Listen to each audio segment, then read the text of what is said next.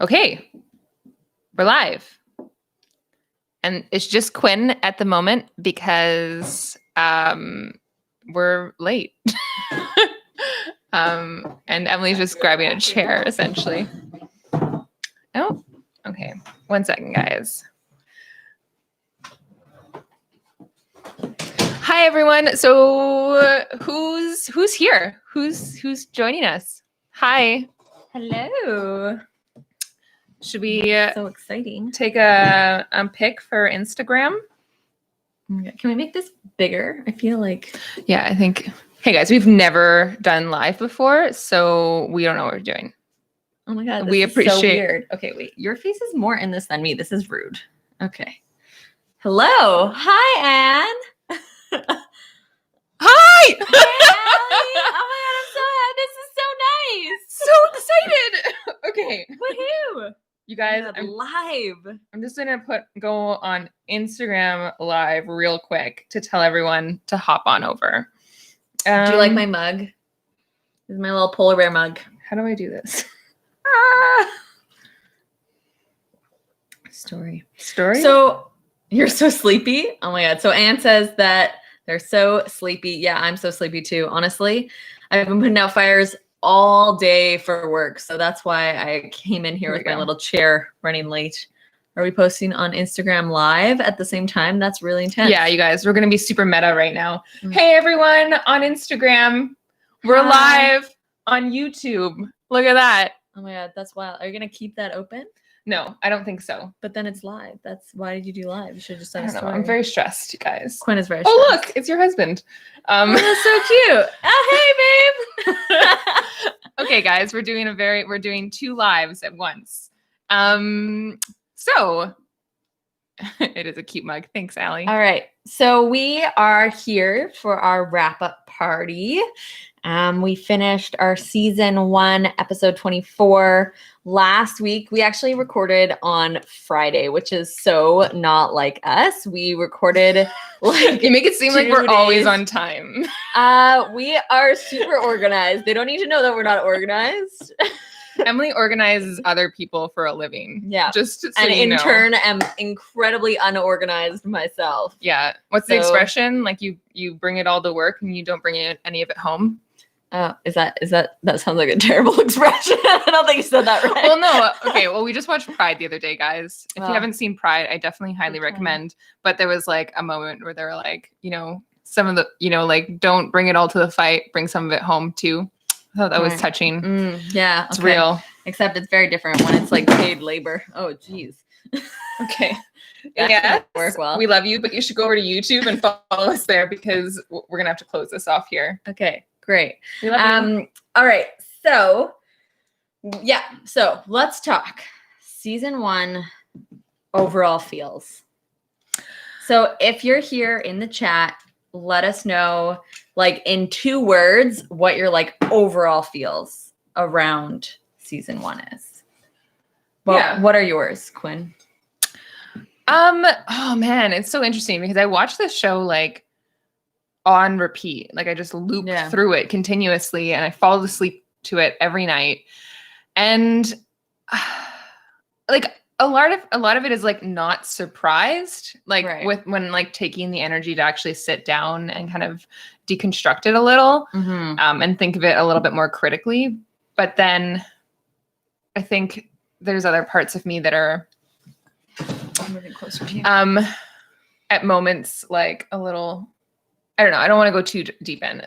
Not surprised. That's my 2 words. That's 2 words. Okay. So okay, my 2 words. I would say, oh, that's a good one. I never have 2 words. I always say people should give 2 words or 1 word, and I always just give way more than 2 words. No wonder this podcast is always longer than we want it to be. Yeah, I think that like same kind of vibe, same kind of feels. I think that I've watched this show so many times as well. And while I've always like deconstructed it in my head, actually sitting down and then even like doing research on certain things, it feels very different. Like it also makes me like, I have so many feels around like almost liking it less. Can I say that? Less Yeah, loved. you can. I love Friends less after this. Yeah. And that's really upsetting because it's like my favorite show of all time. And the whole reason why we wanted to do this podcast was because it's our favorite show of all time. Yeah. And so, and that's not to say that like content can't be consumed for what it is. Oh my God, this ring light is really, really right on my glasses. I need to be like this or like this. There we go. Okay. I recently watched no a video glasses. on the science of reflection of light on glasses for the sake of Zoom calls. Okay, well, I'm just going to be like partially unable to see throughout this instead. Okay. I'll let you know when we get little notes from our I'll just do this. Our humans. Okay, anyways. Our smelly cats. Our smelly cats. Nice. Yeah, so less loved. That's what I'm going to say. Yeah, that's the end. Less love? Less love. Wow. That's really upsetting. Both of our opinions on this show that we are making an entire podcast about. I know, right? Okay, so the purpose of today's podcast / live episode / wrap up party. Okay. So nice. Anna says, I get that you, am I saying it right? Anna? Okay. You're still writing. Okay. We'll come back to that. But, okay. So the purpose of today is essentially part of it is celebratory, right? Yeah. Because like, oh my God, we did the thing, guys. Yeah. Can we talk about that a little bit? Okay, wait, but like, okay, so you're gonna do like a we're gonna do a list. Can you write down? You be scribe. Great. Okay, so I'm scribe. Agenda for today, folks, is one, celebratory. You don't want to do a check-in first? Check-in? Okay, put a check-in first. Check-in. Check-in. And then we're gonna celebrate. Celebrate. We're gonna have a moment of celebration. No cake. Right. That would have been my job. We have tea in adorable celebratory mugs. Tea. Okay. And then and then there's some like more serious topics. One is, are we doing a season 2? Bum, bum, bum. If so, what would or can a season 2 look like? What does that look like? I think we need to go a little bit more in depth into like our feels about doing this season. Mm-hmm. Lay it all on the camera, on the there's a desk. Audio. We can on the table. It's fine. Sure, whatever. That's the eye roll that I talked about last episode. That you give every time. No. Yeah, you do it too often. I do it a lot with you. I know. Okay. I think that's it. Okay, that's it. It's so different, a dynamic of having to do this live. Yeah, see my own face. I love that you guys are here. I'm also like worried they think we're boring. Like we're really funny when we edit a podcast, but are we funny when we're like live? Oh, we haven't really been editing the past few podcasts, so we're about. I know, so maybe we're less funny then too. It's possible. That's actually a good question to like, you guys, we're going to become a think tank. This episode is now officially the think tank episode. Do you enjoy edits? Let's do like an end of year poll. Let's do that. And then, okay, here, I also want to talk about what our hesitations are moving forward. Okay. And I think maybe we should like be open about like our different stances on this podcast. Ooh, so excited for that. Yeah. Okay. So Emilie and I I feel like I roped Emilie into this project. Wait, I thought you said that we can't start talking about things. We have to do the agenda first. Okay. Well, I'm just going to give a little bit of insight. Okay, fine. I roped Emilie into this project, and I think we just need to like be open about that and talk about it a little bit. That's all I was going to say. Oh, okay. You lassoed me in. Calm down. Now, I also want to touch base a little bit on, because we posted on Instagram and on Patreon to get some like insight from people on what they feel. Like, I don't know, just to get some insight on what people want, that sort of thing. And so we're going to turn this into a think tank, folks. Think tank, folks. Okay. So, hi, my name is Emilie. I use pronouns she and her. And I'm Quinn. I use pronouns zizier or they, them. And welcome to What the Phalange, the podcast where we talk about every episode of Friends, discuss it, deconstruct it, and fan over it. One episode at a time. That wasn't planned, guys. We're dope. We're so good at this. But has anyone ever realized or like been annoyed by, once they notice it, that statement is so redundant? It is, yeah. Like if we do an next we season, watch every episode of Friends one episode at a time. Yeah. It's yeah. Thanks, Anna. Yes. It's funny because it was like not that long ago that I realized how redundant that statement was. And then now every single time I say it, I'm like, redundancy. Whatever. It doesn't bother me. Because it's not like we're watching every episode of Friends and then talking about it as a whole. We're talking about it one episode at a time. Okay. Justified. I guess so. Lawyered. No. Oh, okay. Add something to the agenda. Okay. Diversifying versus decolonizing. Diversifying versus decolonizing or deconstructing? Decolonizing. Okay, interesting. Yes. Great.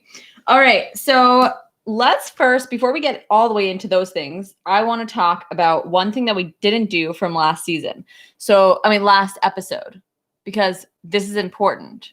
So this is just going to be a runoff from last episode. Oh, right. We realized last night or 2 nights ago. No, it was the night before we put it out. Oh, you're right. It was ready to go.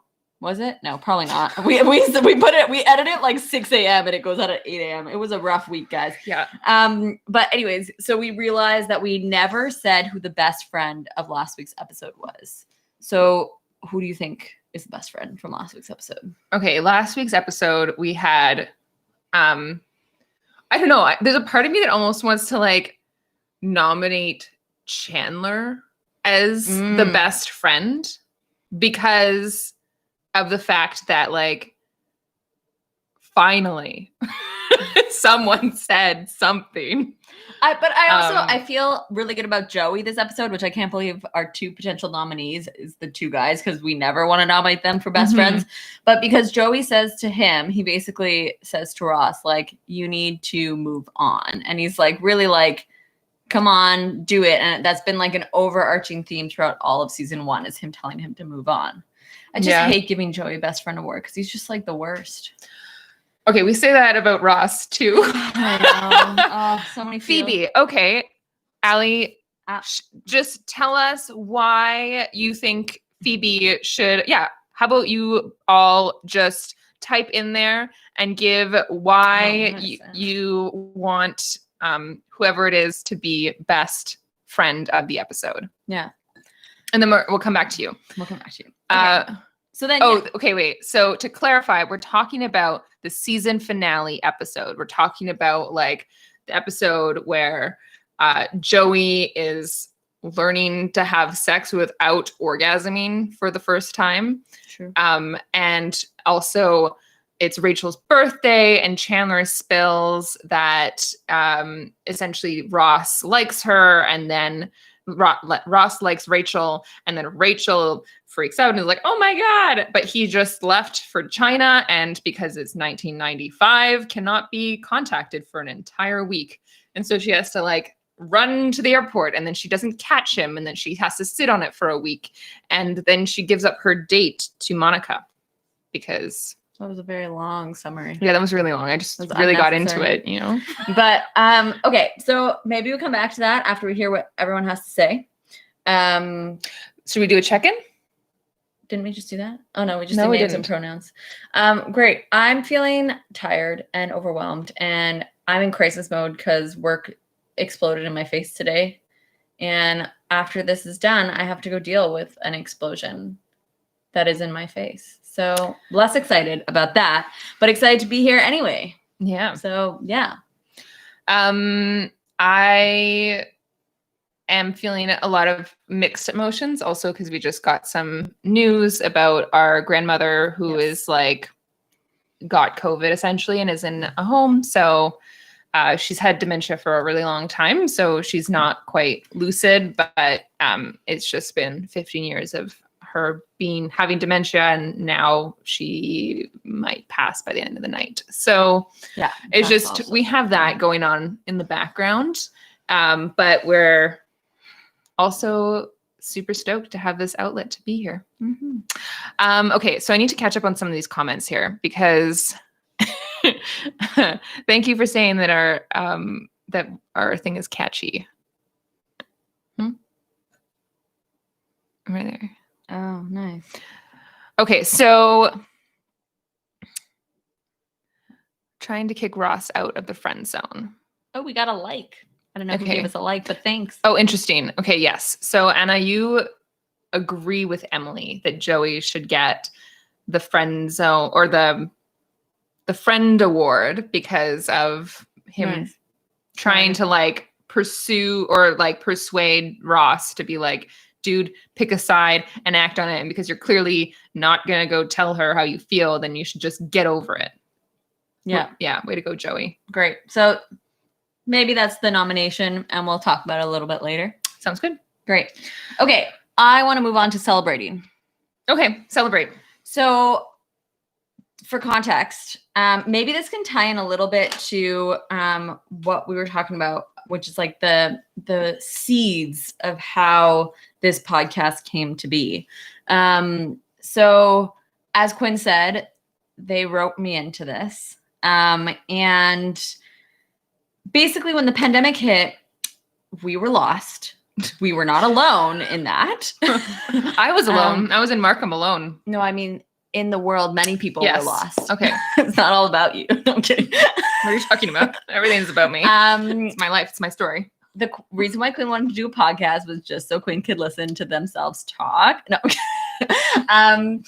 But okay, yeah. So we went in and we were like, let's commit to doing this and let's commit to one season. We were like, that is our goal. Both Quinn and I are notorious for not following through on things that we say we're going to do. So we are very bouncy. Okay, wait. Different I like to say ideas. That we're really good at trying things out. Ah, interesting. So Quinn and I, for some reason, seem to have like very similar career and ambition paths in like a lot of annoying ways. So we both became yoga teachers at the same time.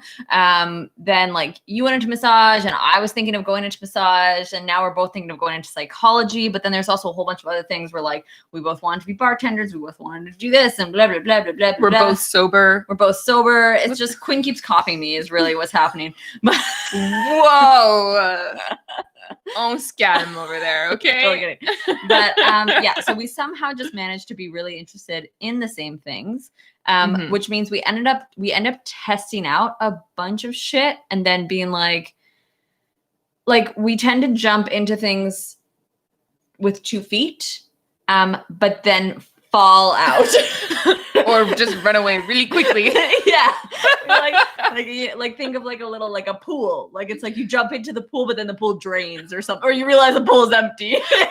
That's the history of our ability to, commit to things. And so when we went into this, we were like, let's do season 1. Let's commit. Let's like make it happen. And we have no choice. Like we're just going to pull through. And so throughout this past, 6 months it's been like lots and lots of ups and downs, times where we both wanted to maybe murder each other a little bit. More Emily wanting to murder me than anything else, just FYI.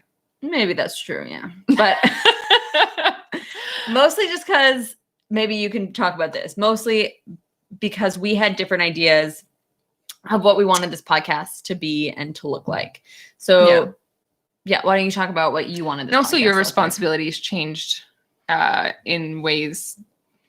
So essentially it was, okay, to remind everyone from, I think, probably their first episode ever, the person who gave me the idea to do this is Rachel, our cousin. And not Jennifer Aniston. Yeah, not Rachel. What's her last name? Green. Oh my goodness. I was going to say Rachel Geller. Wheelies.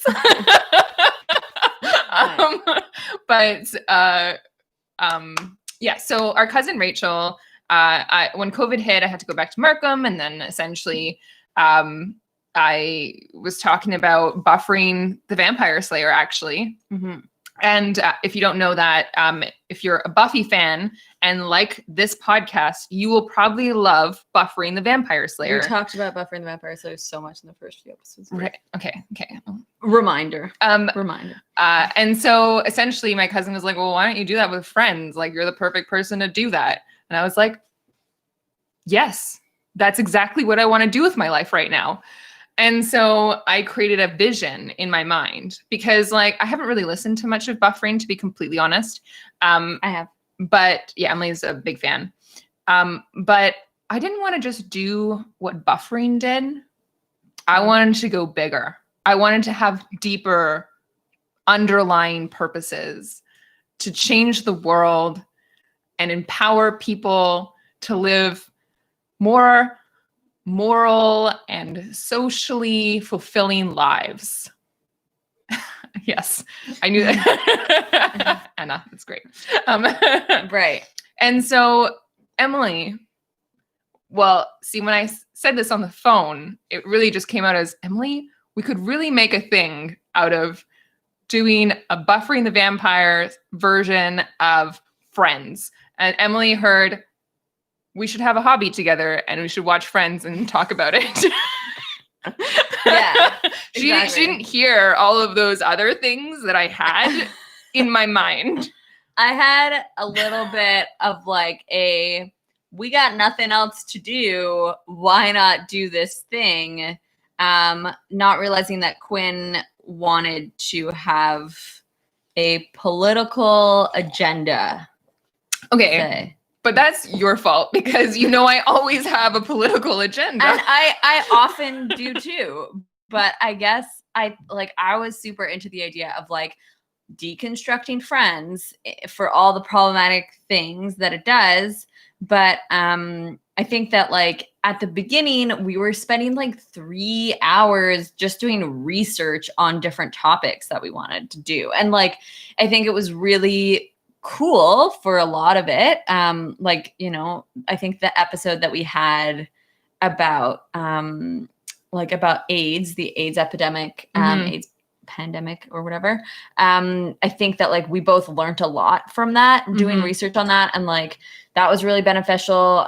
Doing the one about Thanksgiving was also really great. Like, I think that when we had more time to just put energy into researching, like we learned a lot. And I think that we shared a lot of information that was like useful, but then we both started working more and we just didn't have the same time to research things to the same degree. And we also kind of had different intentions for like me. I was researching because it was like, oh, this stuff is cool and I have time, so why not do it? Whereas like I hadn't realized that Quinn's vision like involved that depth of research, I guess. I am a visionary. Sure. But that is the depth that I wanted. And like, and if it was up to me and not, the capitalist world that we live in, but if it was up to me, that's what we'd be doing every single episode. Like at the beginning, also because we were getting it set up, but realistically, as time goes on, there's always just more things that you learn that you can and should be doing if you have a podcast for like all the things. Right. Like you can have a podcast. It's very simple. Don't get me wrong. Also, if you want our affiliate link to Buzzsprout, just let us know. But essentially it's like having like, I really wanted to like have a show that really deconstructed this aspect that is still iconic. Like we've talked about the fact that Friends still makes $1 billion a year in syndication revenue, or that's what's estimated. The 6 main actors are still making $20 million per year.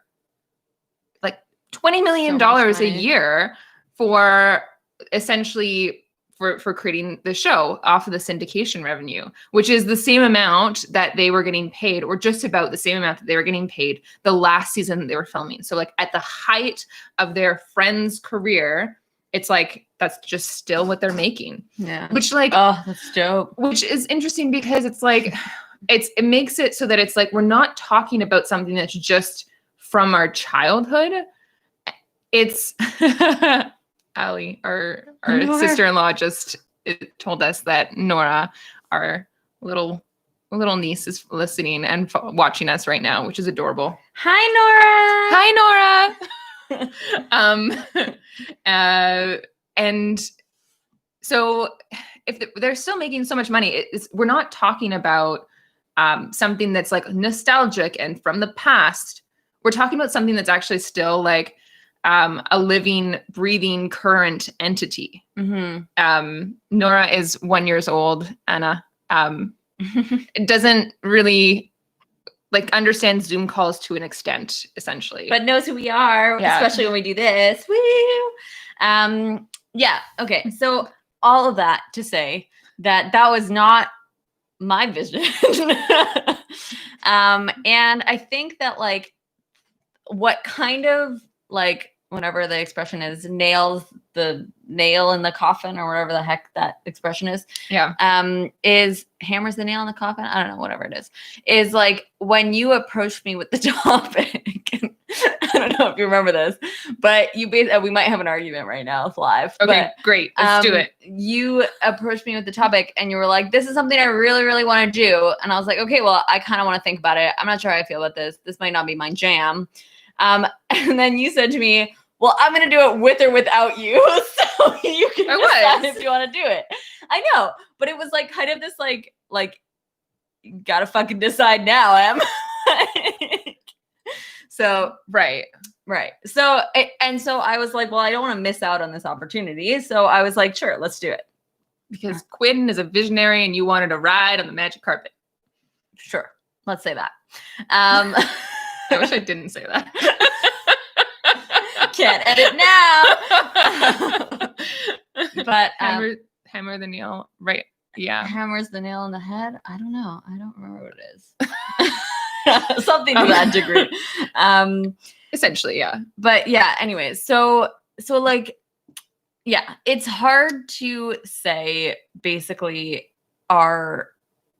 we just like never really discussed what we wanted from this. And we started by doing like weekly meetings, and then we had research, and it worked out to be like minimum about 15 hours a week that we were each spending on this podcast. Like for the first, like, I don't know, 10 episodes, 12 episodes. Minimum. Because I was definitely spending a lot more than that. And Quinn was spending way more than me on it. Because Quinn was the visionary, using your words.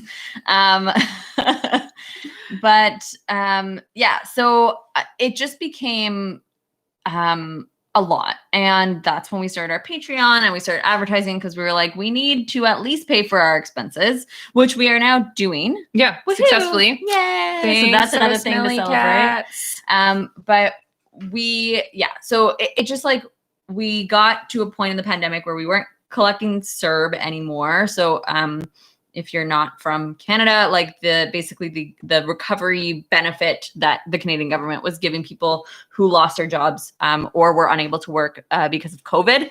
So we were no longer able to collect that anymore. And so we kind of had to like figure out a plan, and our plan couldn't be spending 15 hours a week on a podcast anymore. Our plan needed to be spend that time trying to hustle to earn some form of income.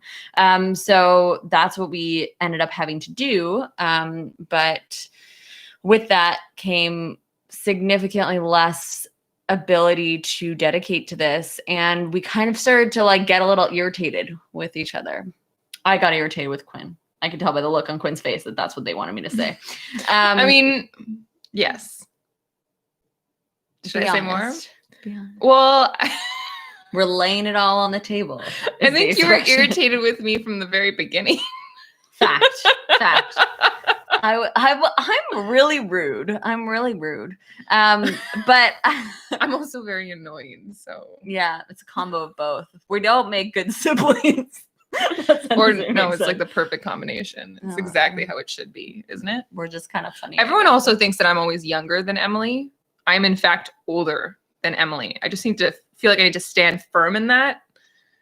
I don't feel like people think that anymore. Really? I just feel like because you are inherently always more annoyed with me that just like this, everyone just takes that as an indication that you're older. Interesting. When in fact, that is not the case. All right. Well, whatever. Yeah. So all that to say that we obviously realize that going into season 2, we can't go in with these like conflicting ideas around our podcast. And so we just last week were discussing like if it even makes sense for us to be doing season 2. Yeah. Well, to be fair, for the record, probably if you had asked us about a week and a half ago, like, is there going to be a season 2? We would have told you that, yes, there is for certain going to be a season 2. We're going to do this elaborate plan that's going to make everything perfect and right. And I mean, not perfect and right, but it'll allow us to have more time and capacity and whatnot. And then about 10 days ago, I had about maybe like another one of those, like, you know, COVID existential crises like we have, you know, on a bi-weekly basis. Yeah, exactly. And I started thinking a lot about if what I'm going to be spending time doing so much for something, I want it to have a lot of value, essentially. And purpose. Mm-hmm. And part of it is that just like I have been getting a little internally frustrated lately with not being able to spend more time like doing organizing work, or like not really knowing how in the middle of like a COVID crisis situation.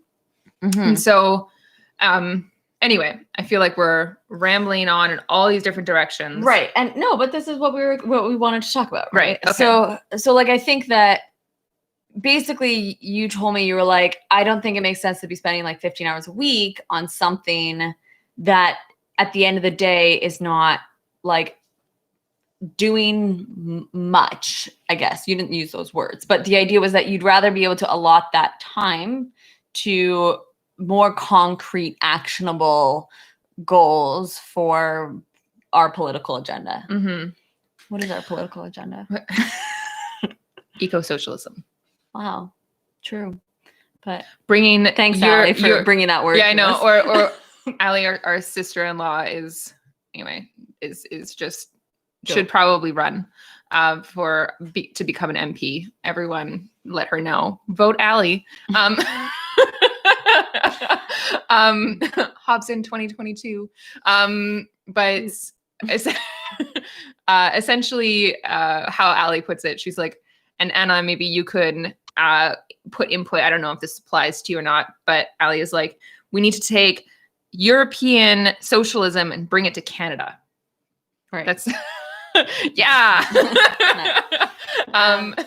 Yeah. So let's not get it all the way into our political agenda right now. Okay. The idea being is that like having to deconstruct. I mean, like watching things from the 90s, it's pretty easy to like just poke a hole in it over and over again, because aside from a very large political agenda, there's some major issues within Friends that are pretty easy to talk about, even if you are pretty much a current conservative.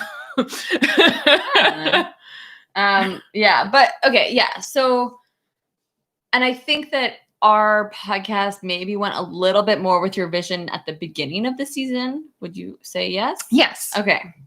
And to validate me and justify me, Ali Kloost on Instagram has stated, so just to let everyone know who's watching, on Instagram we have some polls up right now. They're not about Friends, they're about the podcast.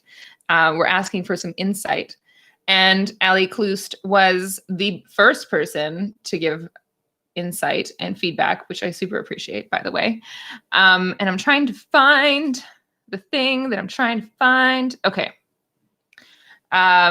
So it just so happens that Ali Kloost wrote, I love the episode on Joey and STI and AIDS, and then taking the episodes as teaching moments. Yes. So that was Quinn's vision. That was my purpose. So thank you, Ali. You really just touched me in a place that makes my heart warm. And so that is the goal to me, is to like use Friends as both an entertainment and like nostalgic place, but then use it as like a a place to springboard off of and have like more deep and meaningful conversations. Mm-hmm. But it's harder and harder to have those deep and meaningful conversations when we don't have as much time to like prep for them. So essentially, we are still kind of undecided about a season 2. So, okay, let's talk about if we were to do a season 2, what it would look like. Because this is something we've talked in depthly about. Right. And we're both on the same page for. Originally, when we had considered what a season 2 could look like, one option was we get rid of polls, because polls actually take up a fair amount of time because we have to watch it a whole other separate time and take photos throughout that time of like screen caps. And then we have to like put them into something and like create the questions and put them up. And then later on compile them and put them on Patreon, which I realized that I haven't done for the past 2 episodes. So I apologize for that. But it takes like a good chunk of time, like probably an extra like at least 4 hours of the week kind of thing. And so, so at one point we had Sid, who is a patron of ours, or not a patron. Yes, is a patron.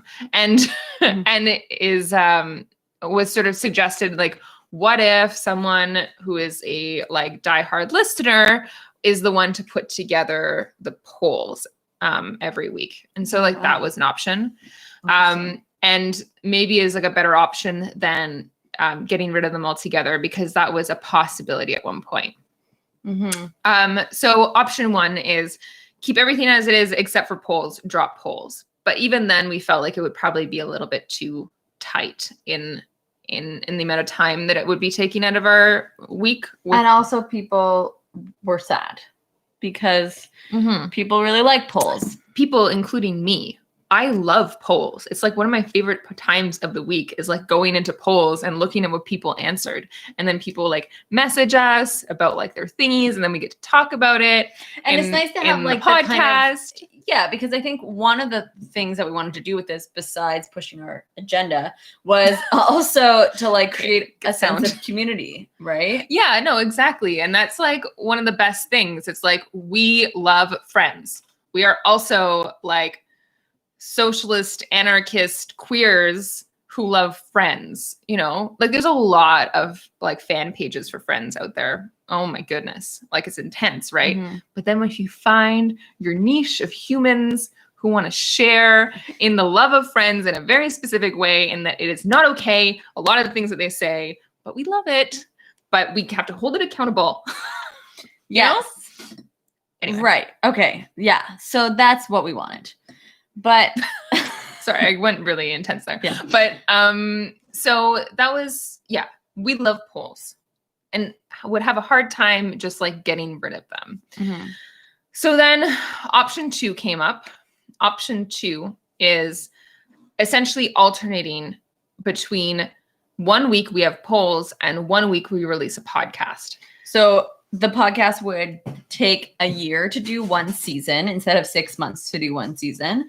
And it would be released every 2 weeks instead of every week. And that's kind of what we settled on. In a lot of ways, it's kind of sad because like having 1 podcast a week, I think was like, is the way that it's the natural rhythm to putting out podcasts, I think. Yeah. But it's just like at this point, I think that a little bit of us were like, maybe we're going to be making money from this podcast by the end of season 1. And we're not. And so I think that if we get to a point in which we actually are making a decent amount of income in which we can justify the number of hours we spend in a week on this podcast, we would consider going back to once a week. But I think that the benefits of every 2 weeks is that we can go back to putting a little bit more effort into the research and the quote unquote teachable moments without it taking up our entire week because it's spread out over 2 weeks. Yeah. So the polls would happen, the watch party would happen in the first week, and then the podcast would be released, and we would be doing like, we would record, research, record, edit and release the podcast in the following week. Yeah. Yeah. And then because also just to give people a little bit of reference for the world of podcasting, a lot of podcasts aren't actually like created and put out live every week like this.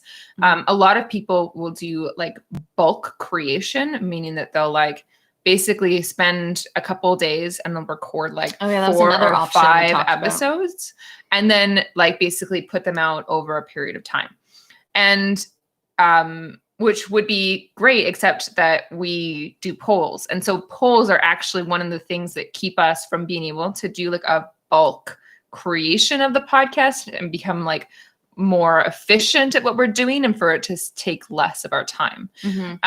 But we love the polls because we find it central to being a part of, having a community involved in all of this. And I also like, the problem with batch things is that I also like when we kind of bring in current events into our podcast as well, like when we were talking about the elections and things like that. And so I think that if we do batch things, we won't be able to talk as much about like things that are live happening à la minute kind of thing. So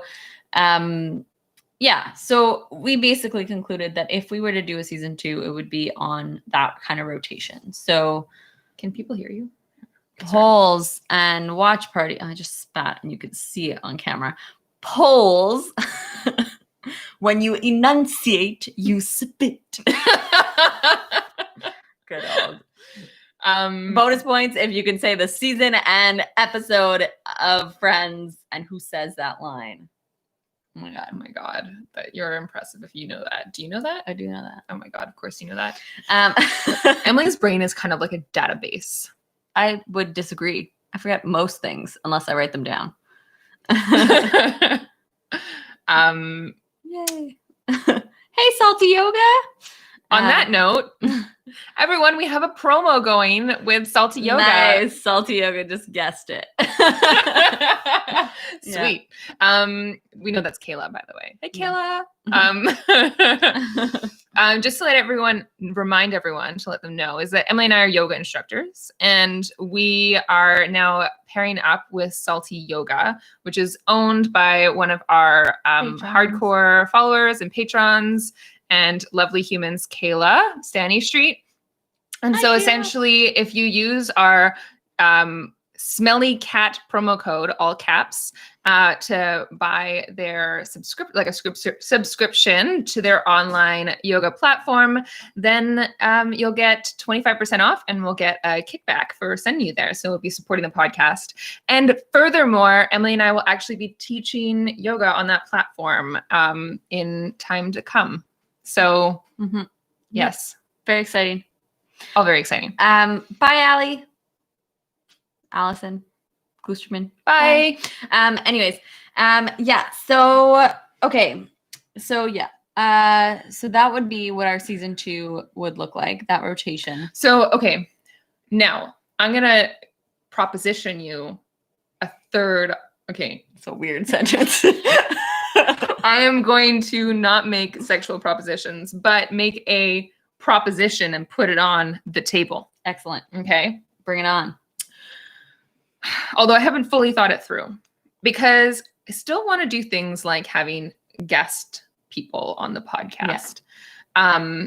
I still want to do polls, and I want to put a lot of effort into the podcast. Now, I know that like once the podcast has momentum, we can spend more time in our weekly week doing it, because as of right now, we need to cover expenses. So, okay, what if we were to release one podcast a month? It's so little. No. Okay. Sorry. If we release one podcast a month, dude, that's going to take us. It's going to take us 2 years to do one season. True. I guess like my thought is that like we like do something along the lines of like we do one a month until we get like this much support and subscribers, and then we do 2 a month until we get this, and then essentially it'll just help like tier us up to like going full throttle.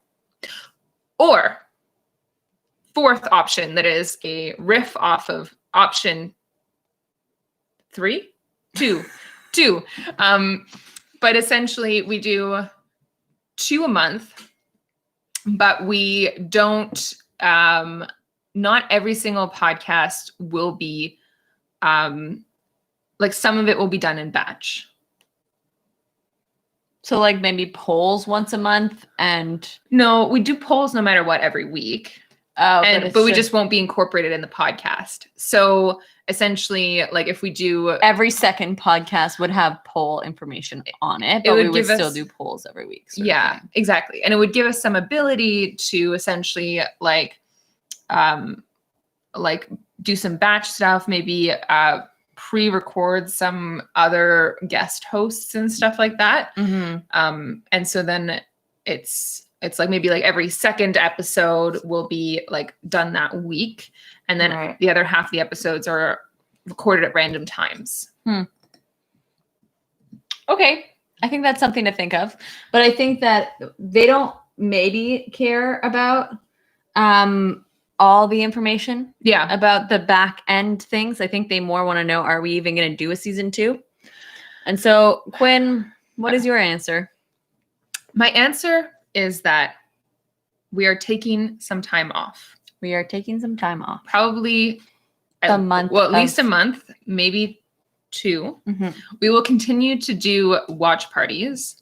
And I'm also hoping that like in a no pressure environment, we'll still release some like in between season episodes. Mm-hmm. So maybe doing one where we watch Disclosure, which we've said forever that we're going to do. We do a holiday movie. Yes. I would also love a secret podcast that only patrons can see that is Disney movies. Sure, maybe. Yeah. That's 90s Disney movies. I also want us to get our sister-in-law Allie on the podcast to talk about a court case regarding basically something that happened on the set of Friends, which is something I think we mentioned on a podcast like forever ago and just never got around to doing. So definitely some small secret kind of episodes happening between the season, probably maybe less time. Not all secret, I would say, but definitely they're secret to me.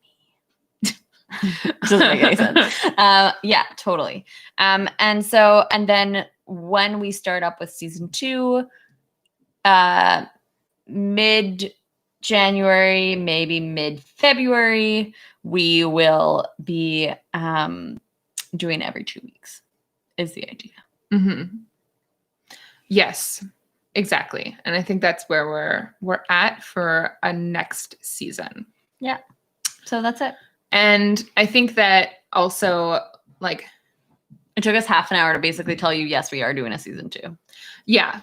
And I think that maybe the main point of this is like, I am also in the background hoping of finding ways to get the podcast to have a little bit of momentum in the background. Like I'm trying to, I was very determined to get all of our YouTube channel up to date with all of our episodes on here. And the reason that you do that is because YouTube is actually searchable. Podcasts are not very searchable. Mm-hmm. Not only that we don't actually have transcripts of our podcasts, or at least proper ones, because we can't afford to do that. Yeah, and so the transcripts website, we want to get a website. Yeah, we want to get a website. So essentially, like I think that I am determined to try to get a second season happening. I am determined to try to like continue working towards my gay agenda of spreading the queerness and deconstructing of Friends. And then essentially, like, once that time happens, essentially one of these scenarios that we have described is likely what it will look like. Mm-hmm. And so we're not entirely clear with what that is, but the goal is to have it. And if in the meantime, we get enough momentum, then the idea is that depending on that momentum is what season 2 will look like, essentially. So like if something happens and suddenly like Oprah features our podcast, because who the F knows? Oh my God. And we start getting Oprah. Like 10,000 listeners like for every podcast, then for sure we're gonna start doing it on a weekly basis. I mean, we don't have to have 10,000 listeners. No, that I was being obviously Oprah's not gonna sponsor our What are you podcast. talking about? I think this is a real. I am a visionary, and I think that that's a real thing that could happen. Okay, well, maybe like Ross picks it up. Maybe David Schwimmer is like, this is a dope podcast where they hate on Ross. So oh my God, you guys, how much would you love to have a conversation with David Schwimmer about Ross now? Yeah, that'd be cool. I think he's a pretty dope guy, David Schwimmer now. Yeah. So Anna asks, how many listeners do we have now? So that's a really good question, actually. So we have Do you even know Buzzsprout. the answer? Okay, I'm getting there. Oh, okay. Calm down. Essentially, Buzzsprout is known for their ability. They're certified as being like, they reach these standards of being like the best stats that you can get, essentially. But at the same time, podcast stats are actually still really hard to quantify.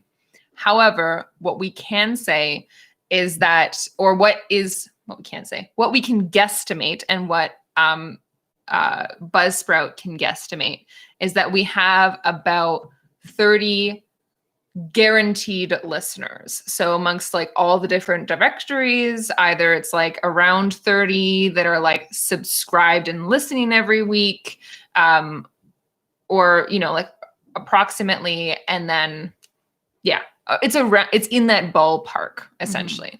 But like we have like something like 120 people who've listened to our first episode, which is pretty dope. Yeah. Yeah, it's pretty cool. Yeah, it's going up all the time. Yeah. So, okay, what else did we say we want to talk about? Okay, so we talked about season 2. Yeah. So it is 51 minutes. Where do you want to go with the rest of this? This is what happens with us every time, guys, that we just talk and talk and talk. And then we're like, oh my God, it's been an hour. And then we're like, but we haven't even finished half the things that we want to talk about. That's not true. We finished like all the things. Okay, yeah, we're doing well. Mm-hmm. At the beginning, when we first started this podcast, we literally talked for like at least 2 hours many times. Yeah.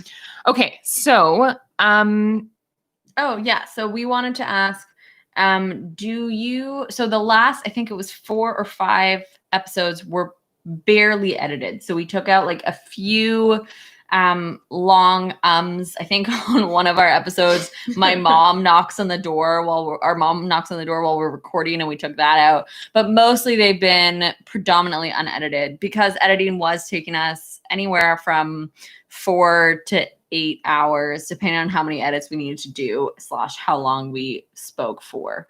I'm looking at our Instagram right now, guys. We're getting things live, so I'm just yeah. So we basically want to know, have you noticed a massive, drastic difference between our edited versus our unedited? So the last like 4 or 5 episodes have been probably longer that you've noticed, are more like an hour and 7 minutes, an hour and 15 minutes. We've also gotten better at this. Like we've just started talking less, which is good and rare. But yeah, so we want to know if you are enjoying that. And if you aren't, well, you're just going to have to deal with it. Well, I mean, like, yeah. No, I mean, but we always want everyone's input, and I really, really want people's input. But then there's also like certain parameters that I know that like there's certain things I just can't change. Yeah. Oh, look at that. Thanks, Anna. If you hadn't mentioned it, I would not have noticed. So cool. That's dope. Okay. Great. Okay. So you wanted to talk about this. Yes. So I don't know what you want to talk about regarding that. Okay. So I guess this more goes into the conversation that we were having earlier about like the purpose of the show and like the deeper meaning of it to moi. So right now we're saying deconstruct and diversify the media you consume. And I've just been thinking a lot about how like diversity and diversify is very much like a buzzword. It's like a corporate buzzword that exists. True. That it's sort of like, you know, get some token people of color up in here so that we can like, you know, diversify, you know, and with no real meaning or clout. And clout, good word. Thanks.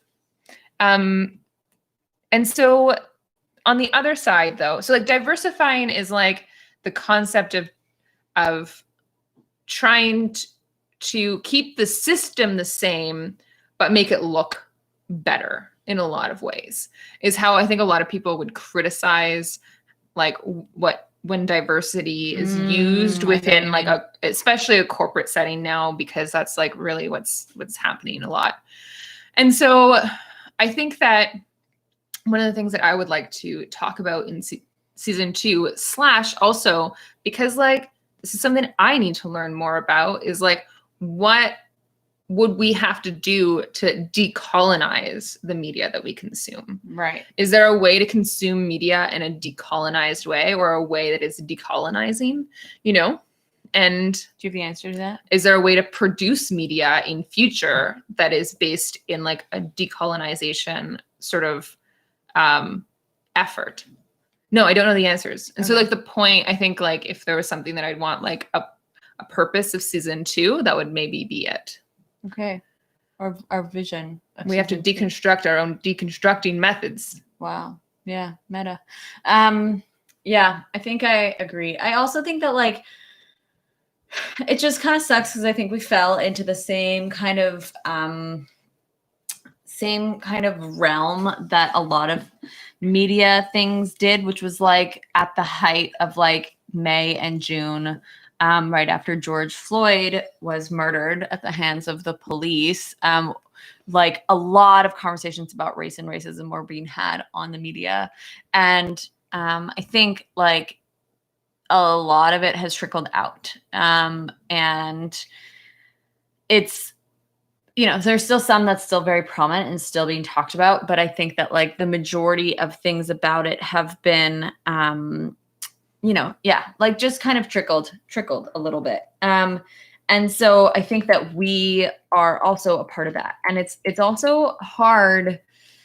It's hard to talk about consistently about racism in a show that literally just completely erases people of color. Like it's not even like there's like we have to deconstruct the racism that's happening every episode, because like if there was a token, person of color in the show, it probably would be a lot easier to talk about racism in the show, if that makes sense. Whereas the fact that like there's no one. Yeah. What happens when erasure is the racism, and because we're using Friends as a springboard to have conversations, what happens when that springboard almost like doesn't even exist because it's been taken away? Yeah. And so I mean, at the beginning, what we were trying to do is like make a concerted effort to at least sort of like talk about, to basically advertise a certain media that we thought was like useful, and that what we thought what our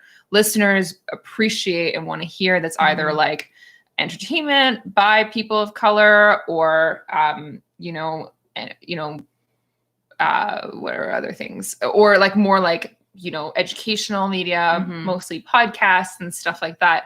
But we then evolved from there to then tie in those medias and how they relate to topics that are being talked about on the show. So like we talked about the way, why were we talking about immigration at one point? In one of the episodes we were talking about immigration, and then we tied in basically the way, with Paolo. Yeah. And then we were tying in like the way that the show Jane the Virgin handled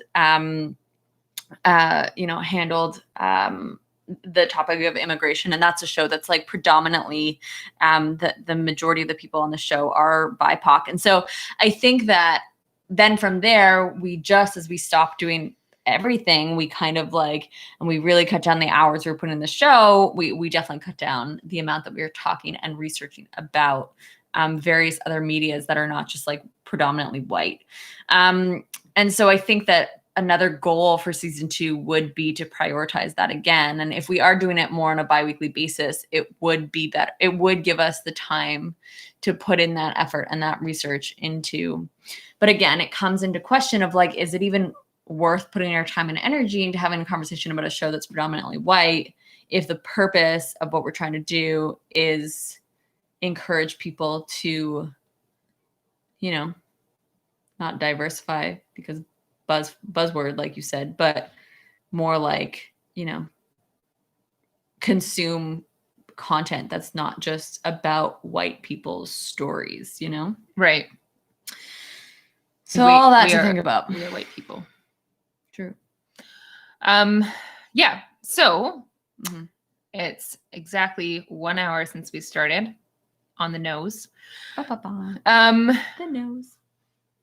So these are all conversations that don't have an end, which is good because that's the purpose of them, is that we got to keep talking about these things even when they get uncomfortable and hard and take up more time than we expected them to.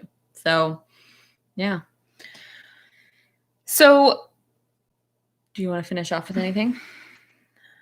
Well, I definitely think that we should finish off by talking about who we think is the best friend of the season. Oh, that's a change of direction. But before we do that, because I feel like that's like a nice thing to leave at the end, are there other things that we wanted to talk about? So we celebrated our 1 year or 1 season complete.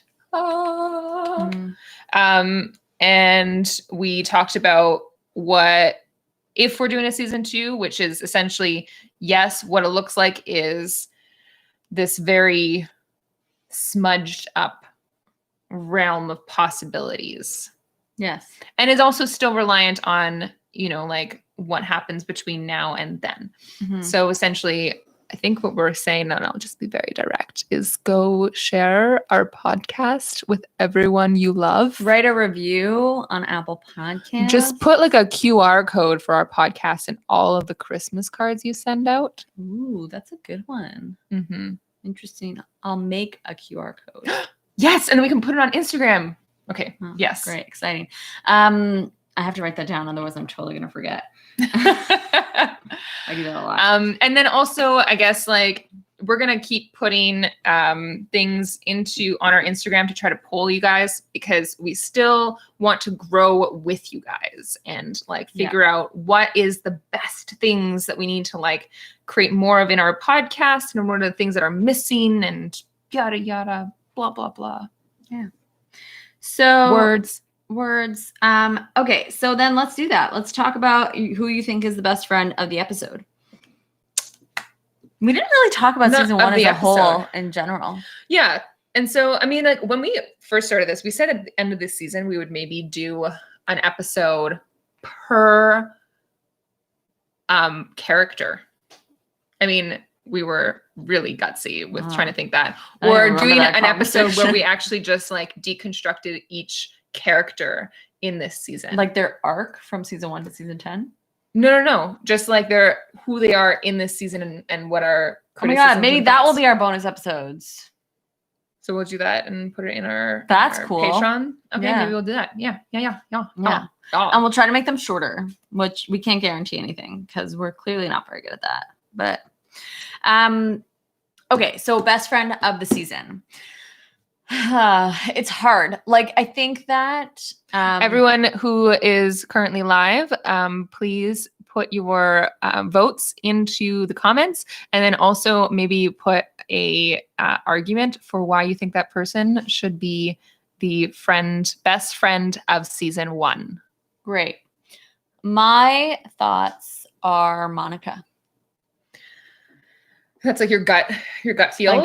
My gut. And I'm going to talk about why. Okay. Great. I think that it's Monica because, first of all, right from the start, she let Rachel come into her home and stay there without really, talking to her about it. She definitely is giving Rachel like a break on rent for sure, because no way can Rachel afford that nice of an apartment with her salary. She is also, I'm assuming, of course, Rachel gets a job right at the end of episode 1, but like, she probably didn't get a paycheck for the first few weeks and certain amount of like, things around that. So I'm sure that Monica helped Rachel financially. Mm-hmm. I think Monica also probably helped Rachel emotionally throughout that whole thing. She was like the number one person who was there. I think that Monica is consistently like the organizer of the group and the person who kind of holds, she's like the glue of the group. She definitely is the glue of the group. Yeah. She holds people together. She gives people tough love often throughout the series. Yeah, she does. I love it. But she's also like hard with other people too. I think that when she's called out on her being like a little bit intense about her things, she reflects on it, which is good. Yeah. So that's my arguments for Monica. Yeah. Mm-hmm. Which, you know what? If you had asked me at the beginning of this podcast, if I thought Monica was the best friend of the season 1, I would have been like, no. Who do you think back then you would have thought? I don't know. I think it's more just the fact that like I wouldn't have thought, like, because we just deconstructed everyone so much, and like looking at, like, I've always looked at them as like being characters on a television show, and the way that we approach this podcast was really like, if these dynamics existed in our community, in our friend group, how would we react? What would be a better way to do it, et cetera, et cetera. And so I think like from talking about it from that perspective, I feel like that's when I discovered that Monica is like the more realistic character, the more the one that I'd like feel would be the easiest to reason with if they were in my community or my friend group. Right. I didn't listen to a word you said. I know you didn't. I could tell by the way you were looking at me. I was looking at what other people were saying, and then I didn't know who you said, and then I couldn't understand what you were saying. All right. Well, whatever. This is my life, guys. This happens a lot, and we often have to edit it out. Here. Oh, Keely. Hi, Keely. Bye, Keely. Okay. So, Quinn, what do you say? Okay. I say that first of all, we have Anna, who is saying Monica for taking in Rachel. And then we have Salty Yoga, which is Kayla, Stanley Street, who's saying Phoebe. I just love her so much. She's so kind and supportive and probably the least judgmental of the group. Interesting. Which is funny because I think that Phoebe's actually a bit of a duality. Like she's like the most and the least judgmental at the same time. Yeah. Like somehow she can be both. Yeah. But like, I think Phoebe would probably have been who I would say was the best friend. Well, that was like my first reaction. Yeah. Reactionarily, my thought was like, Phoebe is probably the best friend of this season. I think she also gives really great advice. And I think that she is like, she just has like a lot of episodes where she's giving like some supportiveness, some hard love. But what I also find interesting about her is that like, she's also really good with her own personal boundaries, right? Like one of the things that we see with Monica that would make us want to like give her like the, you know, like you're the glue of the group and whatnot is partly because she's, I feel is like taking on that role that like women are socialized to have to embody. Like they don't have the choice, or like they're valued based on like their hosting abilities and their ability to do emotional labor for people for free and to like put themselves last and other people first and like that sort of stuff. And so what? You have a face. I think that it's because I'm a Monica that I think that Monica's the best friend of this season, because I value the things that she does in a friend, and therefore I do those things as a friend. And thinking, analyzing my own patterns. Look at that. And proof that I was listening to you, unlike Quinn, who doesn't listen to me. But then so then on the other hand, you have Phoebe, who does a lot of these things, but has personal boundaries, essentially. Right. And then Shannon's here too. Hi, Shannon. Hi, Shannon. And Shannon says, Phoebe for me too. She's so open-minded and warm-hearted. She embraced Rachel integrating their friend group and was, I'm not very good at reading on the spot, guys, and was supportive of Ross in some big life transitions. And yeah, I totally agree with that. I think that she's almost like she goes a little bit under the radar in the way that she supports, because she also is like someone who's like not making herself central in a lot of ways. And it's also interesting to like look at this season and think of like who were people who needed more like emotional support versus who were more the emotional supporters, right? And it's like, you know, Ross was someone, he was like going through crisis this whole year and essentially needed some big emotional support. And then, you know, you have Rachel, who definitely needed a lot of emotional support. And I would say that Chandler just needs emotional support, period. You know, and like Joey was doing a lot more emotional supporting, and Phoebe was someone doing a lot more emotional supporting, and so was Monica. I just find I just need to differentiate. All right. Enunciate. All right. So yeah, that's our feels. So we've got different people coming in through the chat. We got another vote for Monica, another vote for Phoebe, a third vote for Phoebe. I mean, yeah, you're the first, I guess. Are you concluding that you are? I'm a Phoebe vote. You're a Phoebe. Okay. So yeah, that makes sense. Phoebe wins, huh? Definitely Ross. We didn't even talk about Ross as even remotely being one of the better friends. Mostly because he was just a terrible friend to Rachel all season. But you know, whatever. That's life. Yeah. Don't be a Ross. Okay. I hear some loud things going on downstairs. I think that we should conclude this podcast. Yeah, this is so weird, guys. Also, okay, I'm going to should we do more live podcasts like this? Is this like a thing that we should do? I don't know. We'll have to pull out the audio and I think if we do that, we have to be less interactive with the chat. Probably, because I'm too distracted. Yeah, Quinn's really bad at reading and talking at the same time. Yes. But yeah, so maybe we'll be like every 15 minutes we'll check the chat. You know what I mean? So it'll be more like and then that'll be easier to edit too if we wanted to edit that part out. Mm-hmm. Anyways, all that to say, thank you for being here. Thanks for being a part of our community. You know what? We didn't even put on our agenda to thank you guys, because that is like, honestly, we wouldn't even be remotely thinking about doing a season 2 if it weren't for you guys. Yeah. So legit. Yeah. We would be crying a little bit, I think, if it weren't for you guys. Yeah. You guys are the backbone of this podcast. Yeah. Just the reality of it. It's been great being able to like interact with you guys about these things. And just like expanding our community, having tough conversations with a crew of people. Quinn's getting teary-eyed. Classic Quinn. I'm not crying. You're crying. And it's just been a ride. It's been a ride, mm-hmm. and we're looking forward to the next chapter of this ride. So thanks for being here. Thanks for supporting us on Patreon. If you can give us like a Christmas gift or a holiday gift or a New Year gift, whatever kind of gift you want to give us, it would be to like send this podcast to like 3 people who you know would enjoy this. And to tell them that the season 1, episode 1 audio is shit, but to push through and listen to season 1, episode 2 audio too. So listen to 2 episodes and then decide if you want to not listen to our podcast. Preferably anymore. Listen to about 4 episodes and then decide. Or tell them to like watch a random episode of Friends of season 1 and then pick the associated podcast to that episode of Friends. So they listen to their great sober game. It just because it sounds like, I don't know, because it just feels like it could have been a drinking game, but it's not. Oh. It's a sober game. It's just a game. Watch an episode.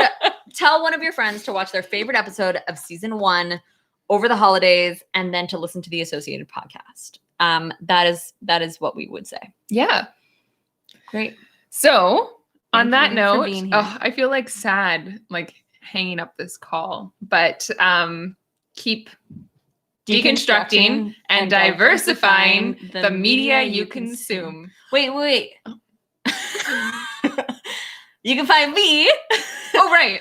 Emilie Brunet. Wow, I stuttered there. Emilie B. You can find me at www.emiliebyoga.com. You can find me on Instagram at EmilieBYoga. That's Emily with an I-E, not a Y.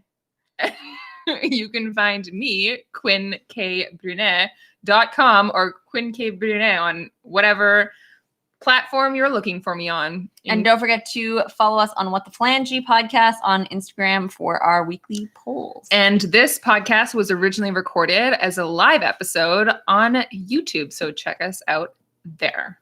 Look, you guys, we're so good at this. This episode was brought to you by the letter C. C is for cookie. It's good enough. Wait, are we allowed to sing that? It could be copyright issues. I don't know. Anyways, okay, bye! Wait, we have to do the thing. I think we should do it again. That was bad. Okay, I'm not going to try again. Thanks for being here, friends. Wait, does the chat disappear when we end the stream? Yeah. Okay, bye. Thank you. Did you write Fab Q? Points for anyone who found the typo that I did on our post today on Instagram. The super right in your face one. Rappy party tonight. Anyways, bye. Anywho, love y'all. And